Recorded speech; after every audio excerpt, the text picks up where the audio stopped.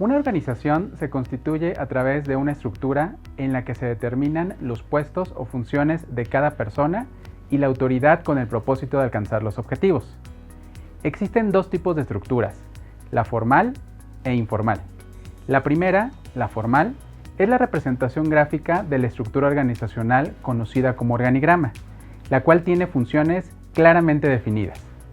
Para cada uno de los puestos tenemos que elaborar la descripción de las actividades que se deben de realizar, así como determinar las habilidades y competencias que debe tener la persona para desempeñar su función en un nivel óptimo, es decir, su descripción de puesto. La segunda, la informal, está integrada por personas que se interrelacionan en cualquier actividad, sin un propósito formal o previamente definido.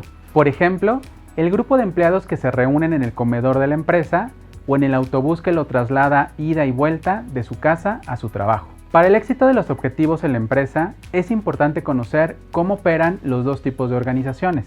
Por ejemplo, un supervisor puede solicitar a quienes le reportan directamente su apoyo para algún proyecto, pero también podrá solicitar la colaboración de personas de otras áreas a quienes conozca personalmente porque están en su club de lectura o porque los conoce en el comedor de la empresa.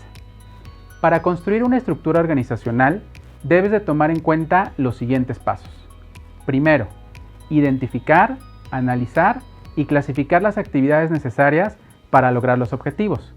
Por ejemplo, una organización necesita vender, comunicarse, administrar su personal, registrar su contabilidad, hacer análisis financieros, etc. Segundo, agrupar las actividades, es decir, identificar todas aquellas actividades que una misma área puede realizar, por afinidad, por experiencia, etc. Por ejemplo, de acuerdo al tamaño de la organización, las actividades de comunicación interna y administración de personal las puede realizar un área que se llame capital humano.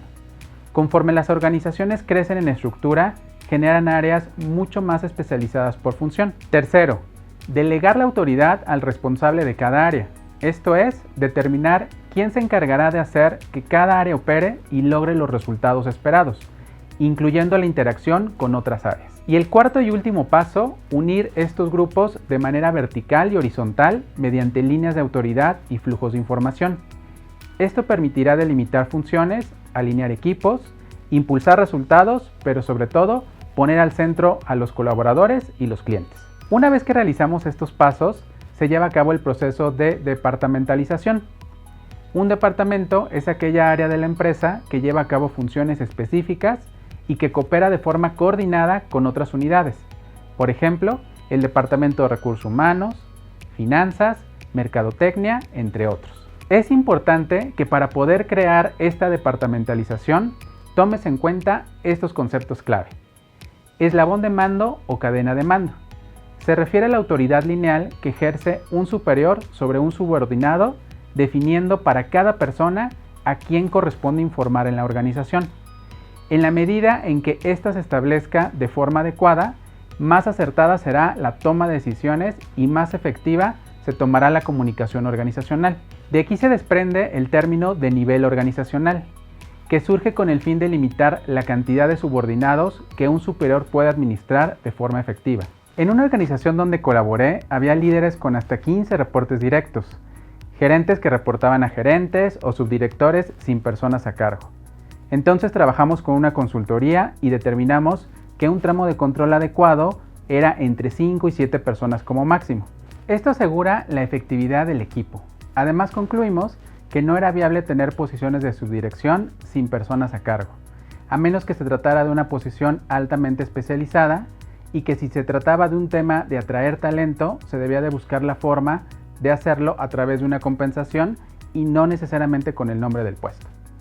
El segundo concepto es una posición staff, que es aquella área interna o externa de la organización, por ejemplo auditoría, que asesora al personal de línea sobre sus funciones. Por ejemplo, en una empresa como Alsea, cuyo giro son restaurantes, sus principales posiciones son los gerentes de restaurante, repartidores, baristas, supervisores de operaciones, etc. Las áreas de staff serían recursos humanos, mantenimiento, finanzas, entre otros, que asesoran y brindan servicio a los líderes de operaciones de sus diferentes marcas. El tercer concepto es autoridad, que es el derecho que le confiere un puesto a una persona para que ordene a un subordinado lo que tiene que hacer. Ahora bien, autoridad no necesariamente está ligado con liderazgo. La autoridad está ligada a una posición y el liderazgo son las competencias, los conocimientos, etcétera, que hacen una persona un gran líder. El cuarto concepto es responsabilidad, que es el deber que tiene una persona de realizar una determinada actividad.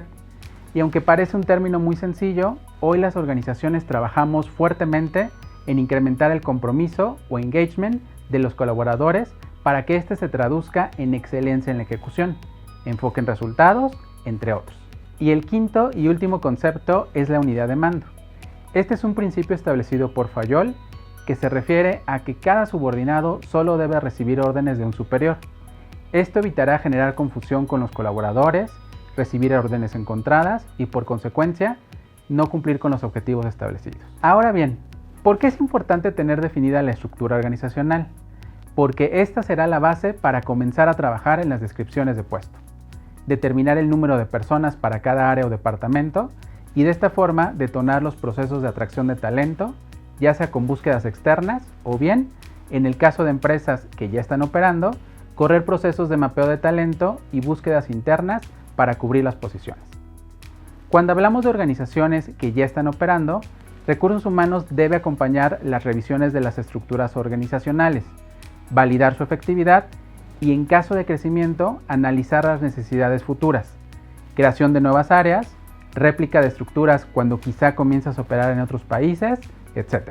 También es cierto que contamos con información importante para estar preparados y no solo reaccionar, sino trabajar de manera proactiva en la cobertura de las posiciones. Si usamos los datos como la rotación de personal, las posibles jubilaciones, los anuncios de empleados de su salida de la compañía y crecimiento por desarrollo, entre otros, vamos a estar preparados para asegurar tener cubiertas las posiciones y darle continuidad al negocio. Un caso que me tocó vivir y participar en la reestructura organizacional fue uno de los franquiciatarios más grandes de México, de marcas de comida y cafeterías como Starbucks, Burger King, Domino's Pizza, etc.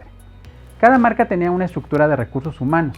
En el 2016, con los planes de expansión de la compañía, Recursos Humanos hizo notar que no era viable crear estructuras del área por cada marca nueva, sobre todo porque muchas de las funciones eran totalmente transaccionales, como las altas, las bajas, las renuncias, el procesamiento de la nómina, las liquidaciones, etc. Entonces nos dimos a la tarea de trabajar en una estructura que pasara de las gerencias tradicionales a un modelo de centros de excelencia, los COEs, que agrupan a las áreas de atracción de talento, desarrollo organizacional, relaciones laborales, etc. Pero ahora multimarcas. Un modelo de shared services que abarcaba toda la parte transaccional de recursos humanos, desde la generación de reportes, nómina, administración de personal, etc. Un centro de recursos humanos de campo, que hacía más eficiente la visita de las diferentes marcas. En la estructura anterior podía haber hasta 5 personas de recursos humanos visitando una plaza comercial y con este modelo, Recursos Humanos de campo visitaba las diferentes marcas aprovechando la cercanía geográfica y reconociendo que solo las diferenciaba el nombre, pero que en indicadores, comunicación, temas a resolver eran muy similares, siendo más efectivas las visitas y los restaurantes recibiendo visitas de forma más frecuente.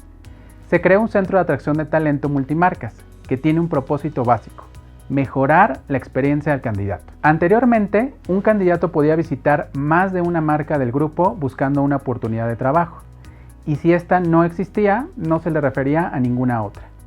A través de este centro se buscó atraer talento, analizar su perfil y canalizarlo a las sucursales donde existiera una vacante real y el candidato se apegara al perfil de puesto. Así se mejoró el porcentaje de cobertura de vacantes. Y por último, se creó la figura del HR Business Partner, un consultor de recursos humanos que conoce la esencia de cada marca, pero que trabaja en acciones estratégicas con los directores regionales de la operación. Reciben información de los hallazgos de las visitas del equipo de recursos humanos de campo y se apoya de los COEs para generar acciones que apoye a la operación de cada una de las marcas. Para concluir, no podemos pensar que una estructura organizacional permanecerá estática durante toda la vida de la empresa. Los cambios constantes en el mercado, las mejoras en tecnología el trabajo remoto, etc., nos reta a pensar en buscar adaptarlas para que sean mucho más eficientes y orientadas al logro de las metas empresariales. Con esto terminamos la sesión de hoy y nos vemos la siguiente clase.